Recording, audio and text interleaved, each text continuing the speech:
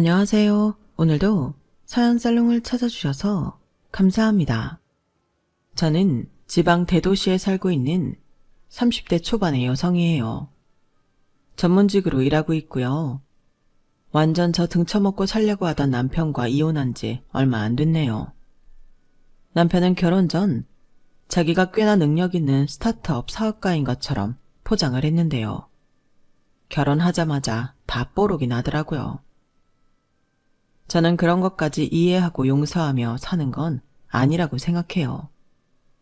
이건 사랑이 부족하다거나 마음이 좁다거나 할 문제는 아닌 것 같아요.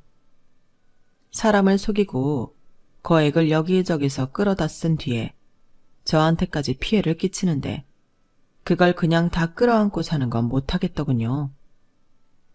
그럼 저한테 어떤 일이 있었는지 차근차근 얘기할 테니 잘 들어봐 주세요. 앞서 말씀드렸듯이 저는 전문 직종 일을 하는 데다 연차도 좀 있어서 꽤 대우를 받으며 일을 하고 있어요.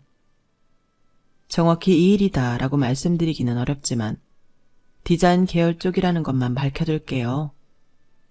이 바닥도 워낙 좁아서 누가 알면 좀 그렇거든요. 남편은 지인과 와인 모임에 갔을 때 만나서 알게 됐어요. 저한테 처음부터 관심이 많더라고요. 정말 티가 날 정도로요. 저는 크게 눈에 띄지 않는 평범한 사람이라서 남편이 그러는 게 좀 신기하기도 했고 솔직히 기분이 좋은 것도 있었어요. 그때만 해도 남편이 직진남이고 남 속일 줄 모른다고 생각해서 꽤 좋게 봤어요. 저한테 다가오는 모습이 그랬거든요. 그래서 한 번, 두 번 만나다 보니 사귀는 사이가 되었네요. 솔직히 결혼 결정이 성급하기는 했던 것 같아요. 사귀고 6개월도 안 돼서 결혼하자는 말이 나왔는데 남편이 결혼 이야기를 빨리 꺼낸 이유가 자기가 사업하느라 바쁘니까 시간이 있을 때 하면 좋겠다는 거였어요. 무엇보다 저는 남편이 그렇게 바쁘다면서도 저희 부모님 생신까지 챙기려고 하는 걸 보고 결혼 결정을 했어요. 물론 좀 이른감이 있다고 생각은 했죠. 엄마도 남편이 저를 많이 좋아한다고 생각했고요. 남자가 마음에 없는 여자한테 이러는 줄 아니? 절대 아니다. 그만큼 너를 좋아하니까 나나 네 아빠한테도 잘하려고 하는 거야. 나는 유진이 너만 결혼하고 싶으면 반대할 생각 없어. 아빠는 네가 좀 아깝다고 생각하시더라. 사업이라는 게 신기루 같은 거라 어느 정도 자리 잡기 전에는 모르는 거라고. 지금은 네가 훨씬 낫다고 하셔. 그렇더라도 너한테 잘하려고 하는 건 보기 좋다고 하셨어. 아무튼 우리는 너만 좋다면 반대 안 할 테니 네가 잘 생각해서 선택해. 부모님이 지금껏 저를 키워오신 방식이기도 했어요. 제가 길을 벗어나지만 않으면 제가 좋은 걸 선택하는 거였죠. 저도 남편이 저를 좋아하는 것 같다는 건 인정했어요. 안 그래도 일하느라 바쁘면서도 주말에는 꼭 시간 내서 나랑 있으려고 하고 이벤트도 이것저것 해주는 거 보면 나 좋아하는 건 맞아. 그래서 결혼하고 싶기도 하고. 결혼 결정하게 되면 식 올리는 거 너무 멀리 잡지 않는 게 좋겠다. 결혼식 오래 기다려도 사람 지치는 거야. 근데 형이 한 명 있다고 했나?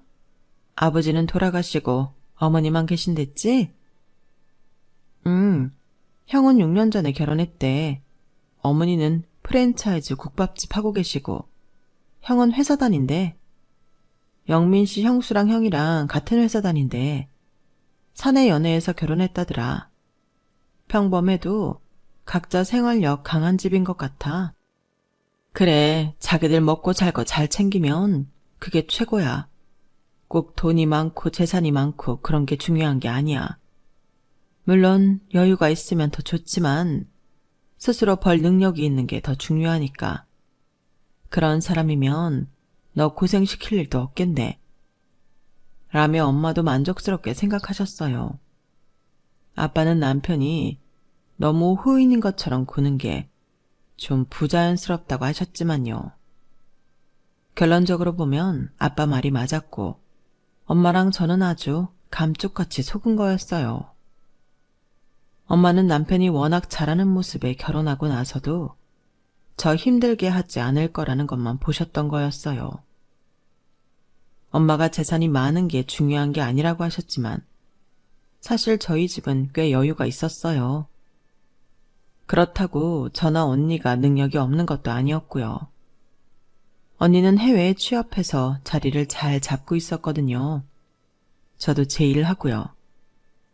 아빠는 법무법인 공동대표인데 건강이 안 좋아지면서 이름만 걸어놓고 거의 은퇴하다시피 하셨어요. 엄마는 영어학원 쪽 일을 하시다가 다른 사람한테 넘기고 편하게 지내고 계세요.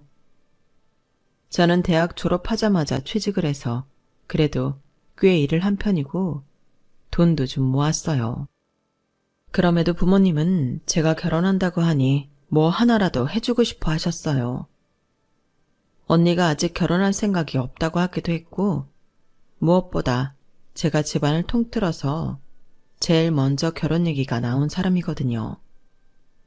그래서 그런지 친척들도 그렇게 뭘 해주고 싶어 하더라고요.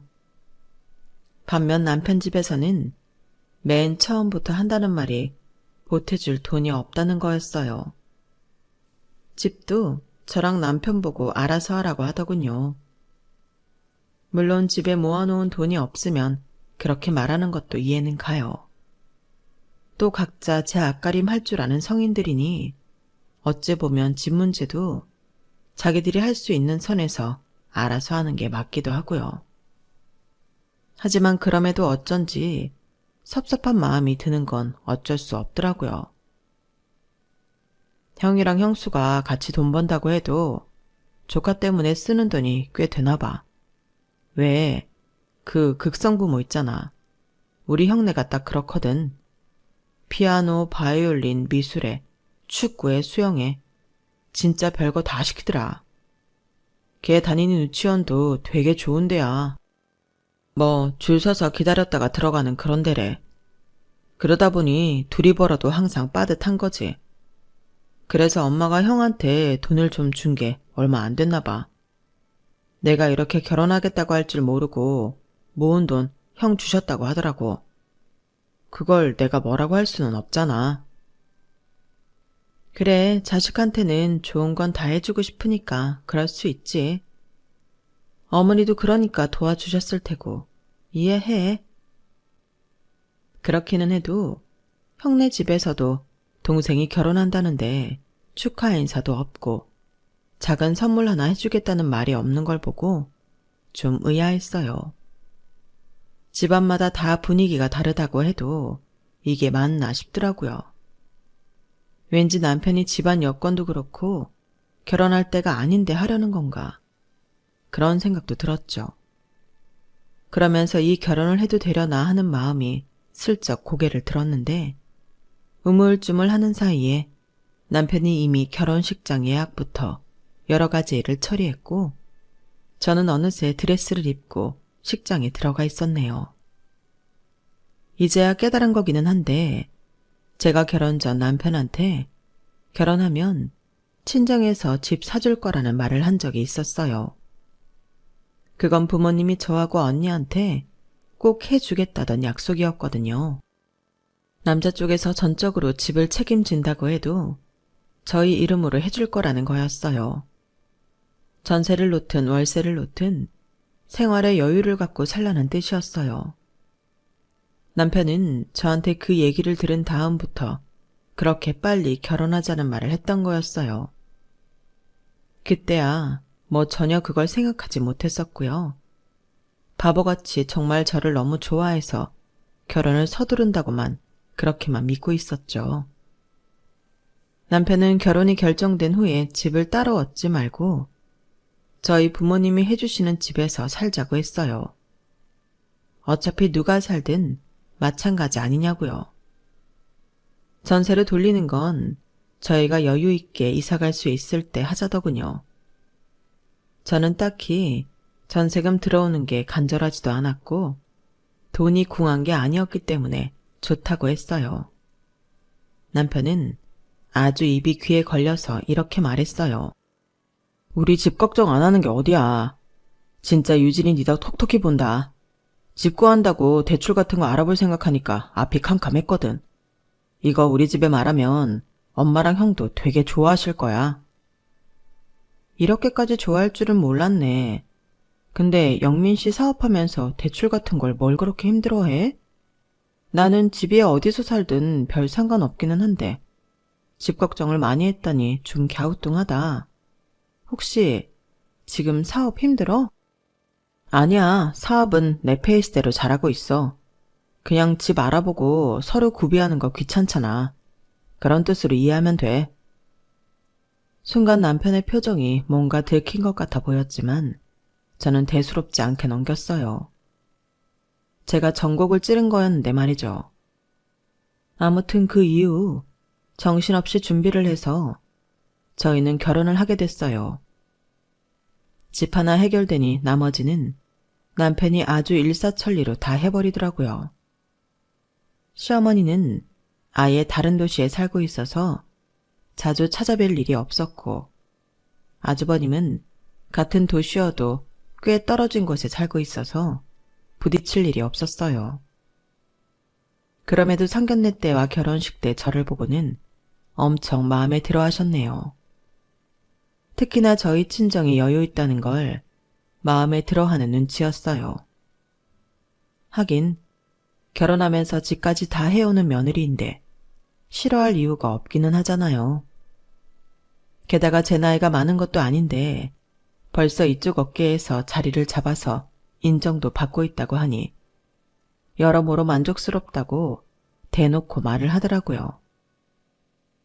시어머니는 저희 부모님 앞에서도 저를 잘 키웠다며 칭찬을 많이 했어요.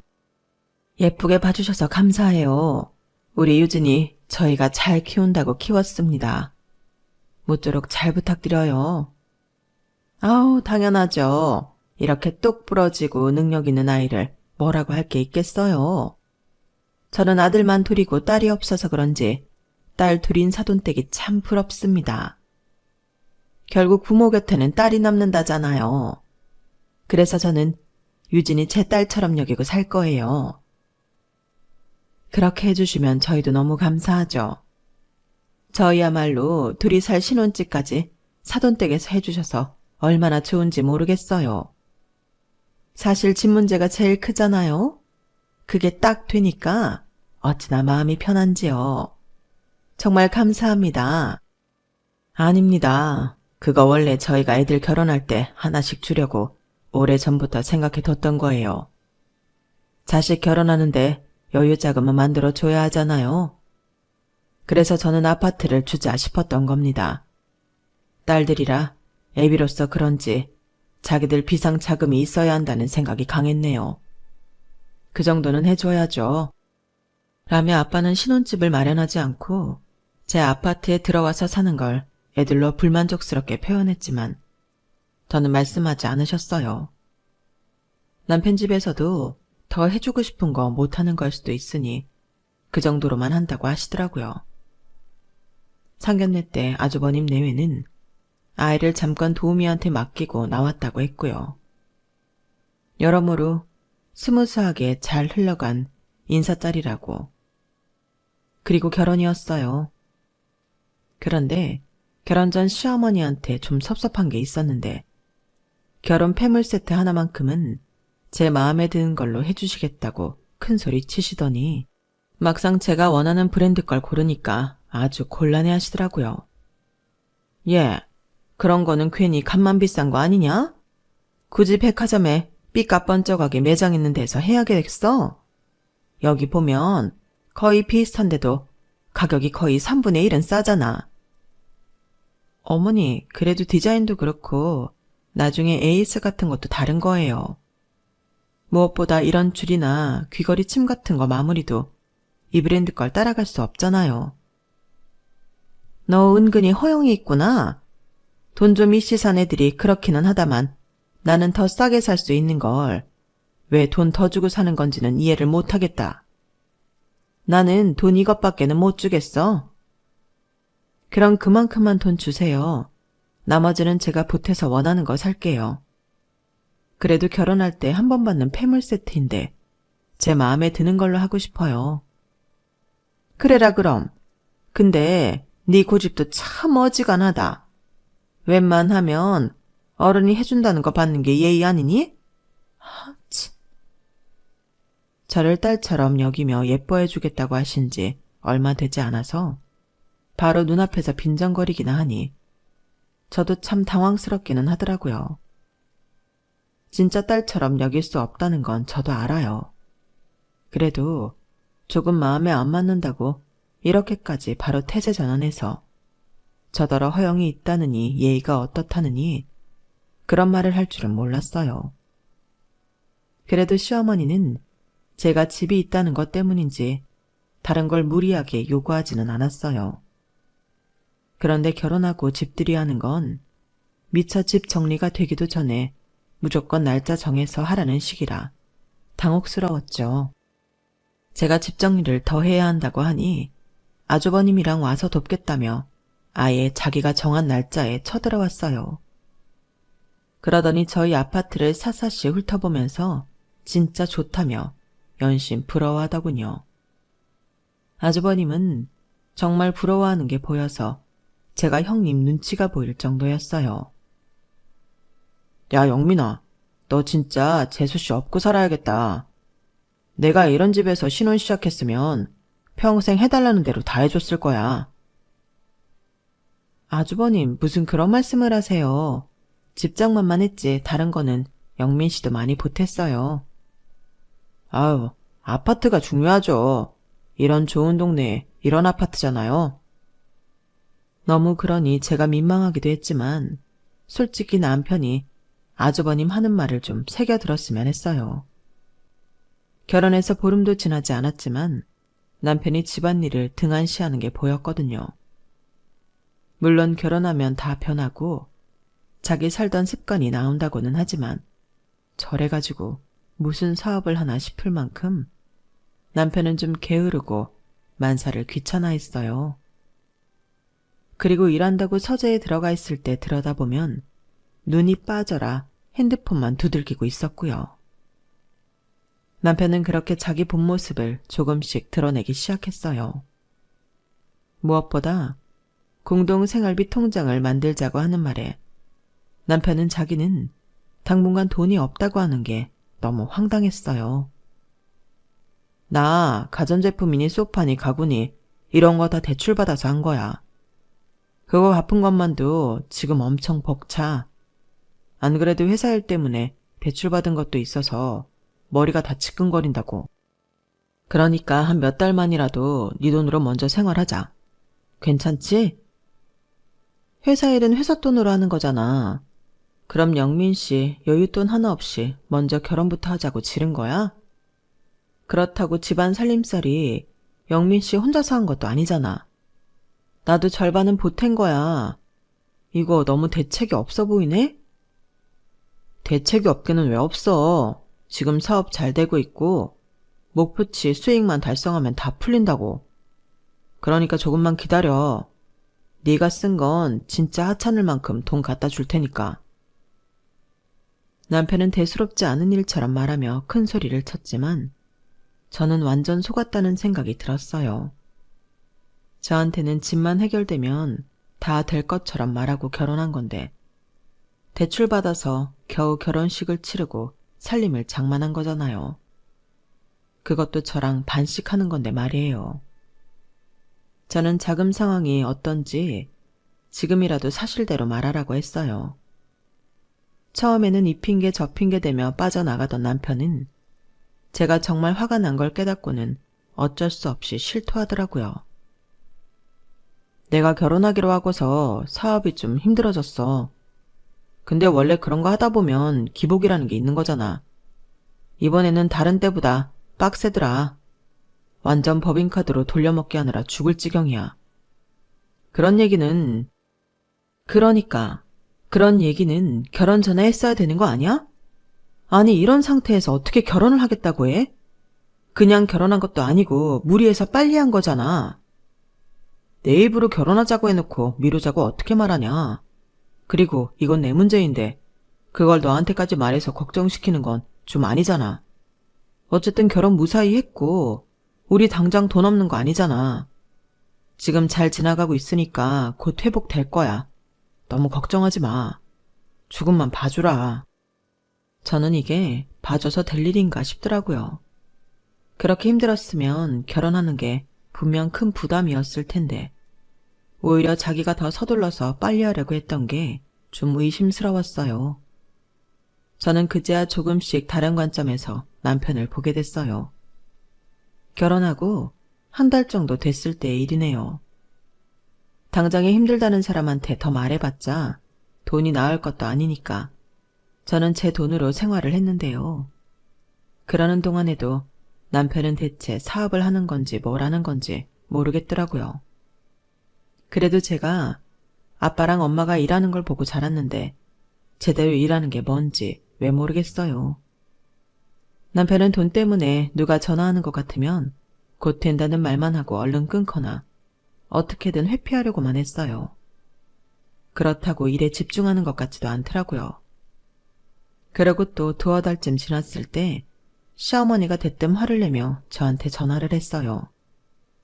얘, 니네 내 돈 언제 갚을 거야? 아무리 자식이라도 봐주는 거 한계가 있다? 나도 내 가게 굴려야 하는 사람인데 이렇게 무작정 돈 줄 생각을 안 하면 어떡해? 어머니 돈이라뇨? 저는 모르는 일이에요. 영민 씨가 어머니한테 돈 빌렸어요?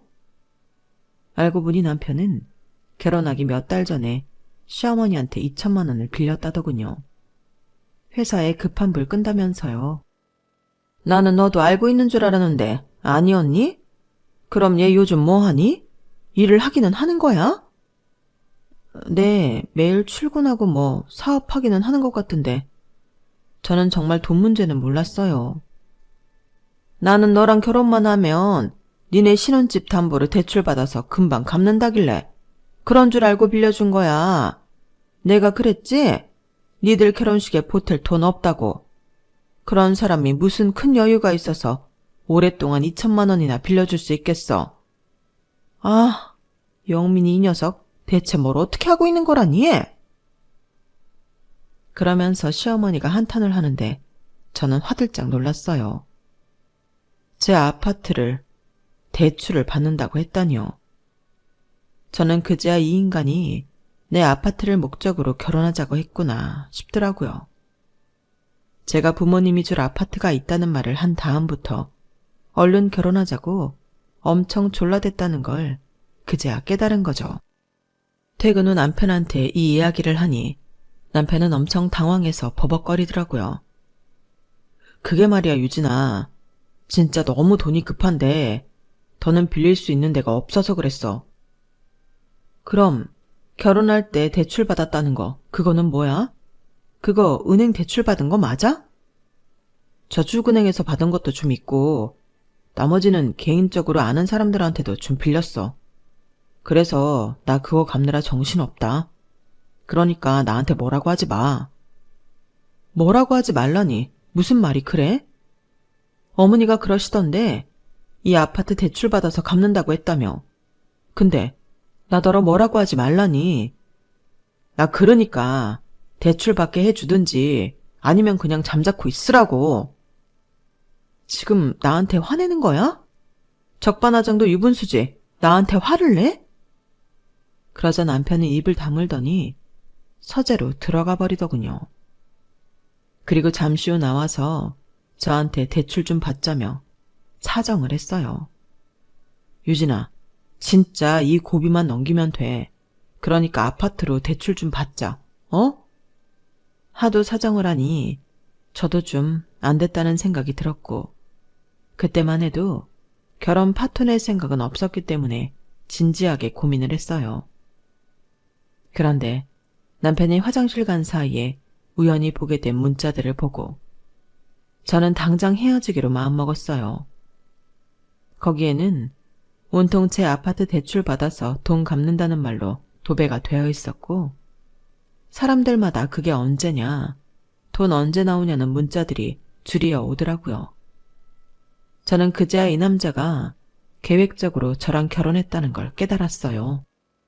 게다가 결정적으로 저는 남편이 서재에서 일을 하고 있는 게 아니라 경마에 정신이 팔려 있는 걸 목격하고 말았어요. 그걸 들킨 남편도 당황해서 노트북도 끄고 지 핸드폰도 감추고 별짓 다 했지만 소용없었어요. 이미 경마를 본 히스토리 내역이 다 있었고 핸드폰에도 그 흔적들이 잔뜩 있었거든요. 나 완전 너한테 속은 거야. 내가 바보 맞아. 그러니까 더는 바보가 될 수 없어. 나가줄래? 짐들은 차차 정리하고 나는 바로 이혼 소장 접수할 거니까 너는 여기서 나가. 유진아, 네가 화나고 기가 막힌 거 나도 알아. 그렇다고 결혼하고 지금 석 달밖에 안 됐잖아. 아니, 이제 4개월 되어가나? 이것밖에 안 살아놓고 무슨 이혼이야. 즉흥적으로 결정하려고 들지 마. 아니, 나는 더 이상 바보가 되지 않기 위해서 냉정하고 이성적으로 결정하는 거야.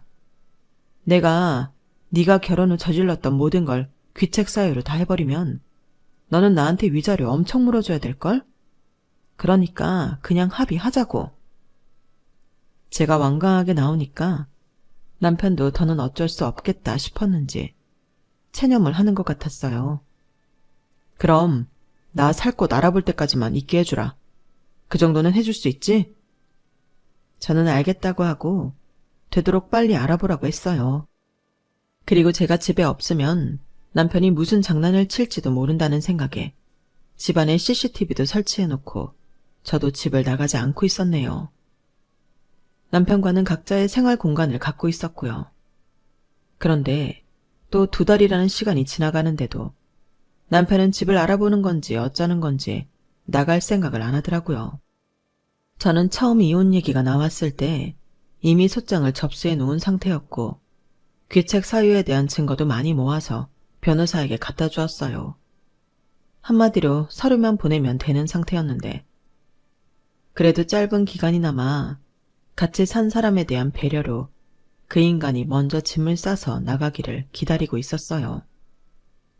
그런데 하루는 허둥지둥 집에 오더니 얼이 빠진 표정으로 저한테 이렇게 말하더군요.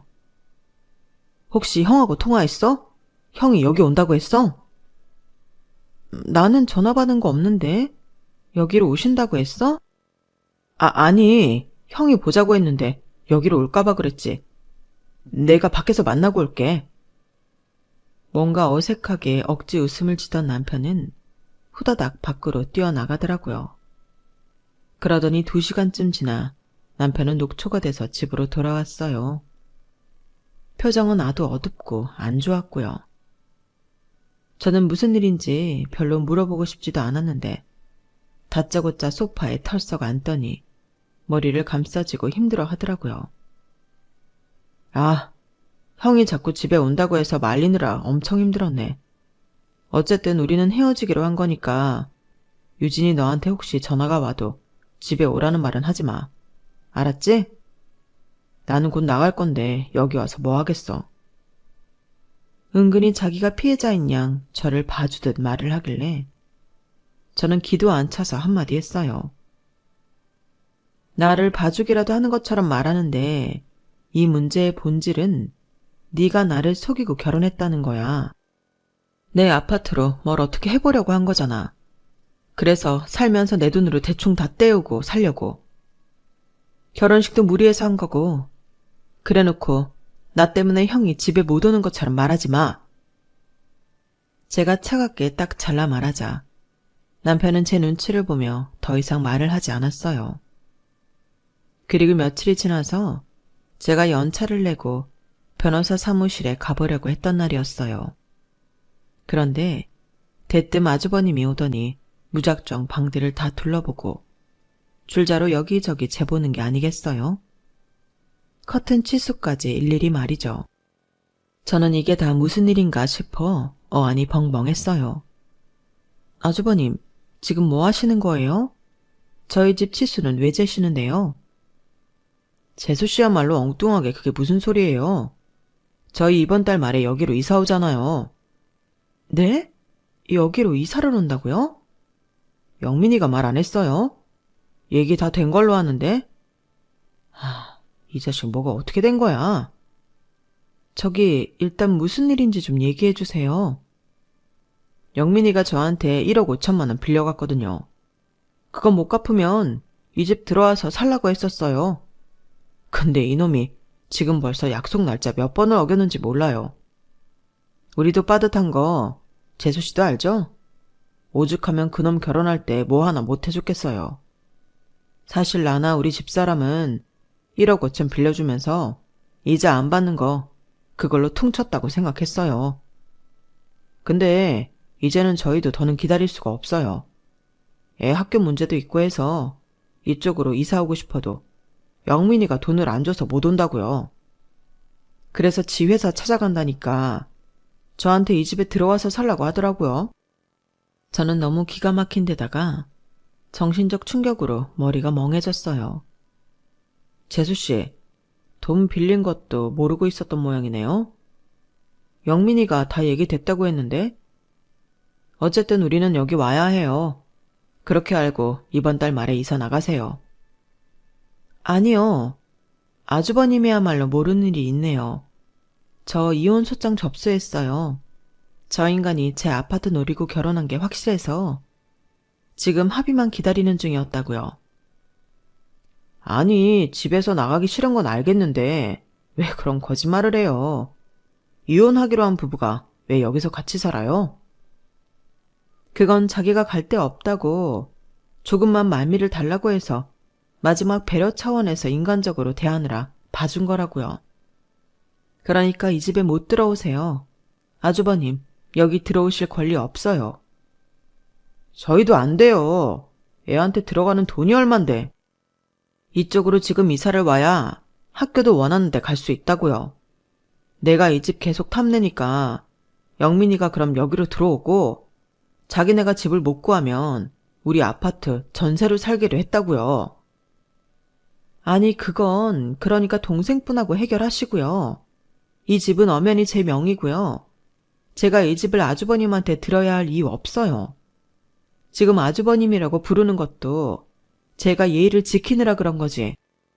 실질적으로 이제 그 사람하고 저하고 아무 관계도 아니라고요. 제 변호사하고 얘기하시겠어요?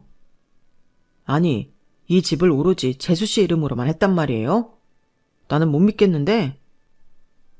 그럼 부모님이 미쳤다고 공동명의를 했겠어요? 이 집은 제 비자금으로 쓰라고 해주려던 건데요. 재수씨, 이 집 비워주기 싫으면 당장 1억 5천 갚아요. 그러면 되잖아요. 이 문제는 진짜 확실히 짚고 넘어가야겠네요. 잠깐만 기다리세요. 저는 그렇게 말하고 방에 들어가서 서류를 찾아서 들고 나왔어요. 바로 아파트 등기 권리증이었어요. 그 인간이 뭐라고 말했는지 모르겠지만 이 집은 처음부터 제 단독 명의였고 지금도 그래요. 정 못 믿으시겠으면 주민센터라도 가서 알아보세요. 아니 분명 이 집 처가에서 자기랑 공동명의 해준 거라고 했는데. 그렇게 말하는 아주버님 목소리도 떨리더라고요. 그때 남편이 집에 들어왔는데 자기 형을 보더니 얼굴이 하얘져서 부들부들 떨더군요.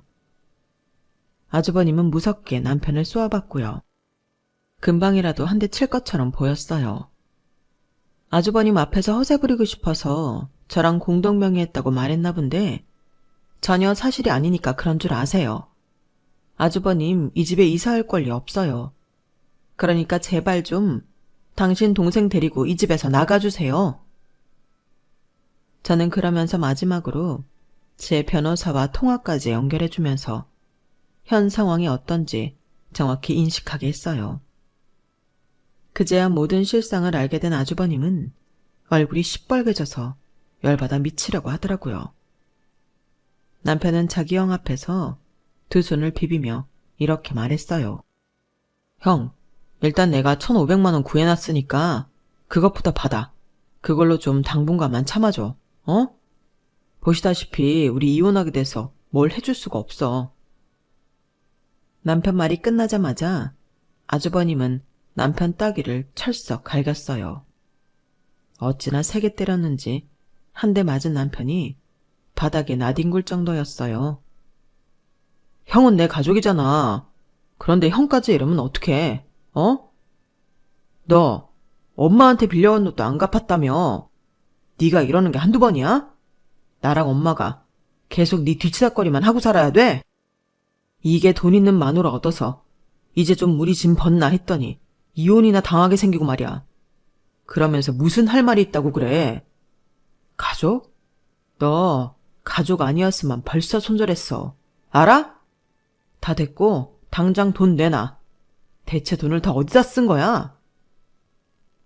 그제야 남편이 실토를 하는데 정말 놀랍기만 했어요. 주식을 해서 재미를 봤던 남편은 점점 더 거기에 몰입했고 결국 회삿돈까지 집어넣었다가 폭삭 망했다는 거였어요. 그런데도 정신을 못 차리고 이제는 경마에 미쳐서 경마를 하느라 돈을 다 날렸다네요. 자기 말로는 경마가 훨씬 돈을 잘 벌길래 그걸로 다 메꿀 생각이었대요. 너무 한심하고 기가 막혀서 말도 나오지 않았어요. 야, 이 자식아. 그럼 내 돈을 경마로 다 날렸다는 거야? 네가 미쳤어? 이런 정신 상태로 무슨 사업을 한다는 거야? 야, 내 돈 내놔. 재수씨, 이거 재수씨가 몰랐다는 거 진짜 말이 안 된다고 생각하거든요? 그러니까 부부 공동 책임이니까 재수씨도 내 돈 갚아요. 얼른! 제가 말씀드렸죠.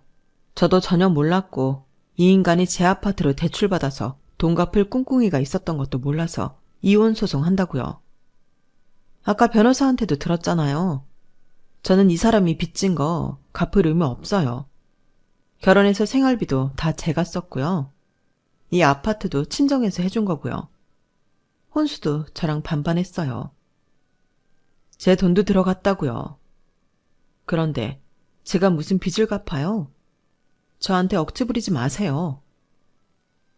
제 말에 아주버님은 넋이 나간 표정으로 바닥에 주저앉아 땅을 치더라고요. 저도 지금 충격이 되게 크거든요. 그러니까 제발 동생 수거해 가세요.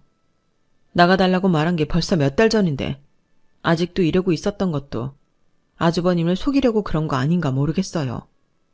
제발 둘 다 나가주세요. 제 말에 남편도 아무 대꾸를 못하고 고개만 푹 숙이고 있었어요. 내가 어쩌자고 네가 하자는 대로 결혼을 했는지 모르겠다. 그래도 네 정체를 빨리 알게 된 게 불행 중 다행이네. 아, 너랑 더 살았으면 어쩔 뻔했니? 이 정도 한 것만도 조상님이 도우신 거라고 생각하려고 해. 나 네 엄마한테도 전화한다. 저는 바로 그 자리에서 시어머니한테 전화를 걸어서 말했어요. 어머니, 저 어머니 아들 반품할게요. 제 아파트 어떻게 해보려고 저랑 결혼한 사람이에요. 돈은 여기저기 빚지고 있고 그걸 제 걸로 갚으려고 하는 남자랑 저는 못 삽니다. 이거 사기 결혼이에요. 이혼 합의 못하겠다 하면 사기죄로 고소할 테니까 아들 설득 잘하세요. 시어머니와 통화를 끝내자 그제야 남편은 저한테 매달렸어요. 저기 유진아, 이러지 말고 다시 잘 생각해봐. 돈은 내가 다 해결할게. 그러니까 이혼만은 제발 하지 말자. 어? 부탁이야. 나는 나를 철저히 속인 거 절대 용서 못해. 나랑 결혼한 것도 이 아파트 때문인 거잖아. 내 돈으로 살면서 어떻게 대충 돈들도 갚아보려고 한 것도 나 못 참아. 내가 그렇게 호구로 보였어? 진짜 나 경찰 부른다. 그제야 남편은 아주버님과 함께 집을 나갔어요. 나가면서 아주버님이 남편한테 큰 소리로 화를 내는 소리가 들렸지만 저는 더 이상 상관하지 않았어요. 저는 남편이 돈을 쓴 만큼 물건과 이혼 소장을 본가로 보냈어요. 처음에는 시어머니가 저희 부모님한테 몰인정하다느니 인간성이 나쁘다느니 하며 억지를 부리며 싸우려 대들었지만 그래봤자 결국 자기들 손해라는 걸 알고는 현실을 받아들였어요. 저는 그렇게 철저히 저를 이용하려고 결혼한 남자와는 빠른 손절이 답이라고 생각하고 지금도 잘했다고 믿고 있어요. 저희 부모님도 그러시고요. 엄마는 잠시나마 남편의 모습에 속은 것 같다며 그것도 분해하시더라고요. 뭐 속이려고 작정한 사람인데 어떤 모습은 안 보여줬겠어요. 속인 사람이 나쁜 거지 속은 사람이 무슨 죄가 있나요? 아무튼 저는 더 큰 문제 안 보고 이만하길 다행이라고 생각하고 있네요. 제 이야기는 여기까지예요. 어떻게 들으셨는지 모르겠지만 제 앞날에 많은 응원해 주시길 부탁드려요. 그럼 좋은 하루 되세요. 여러분, 사연 댓글에 응원과 현명한 조언 부탁드려요. 좋아요와 구독은 저에게 큰 힘이 됩니다. 오늘도 좋은 일 가득하세요.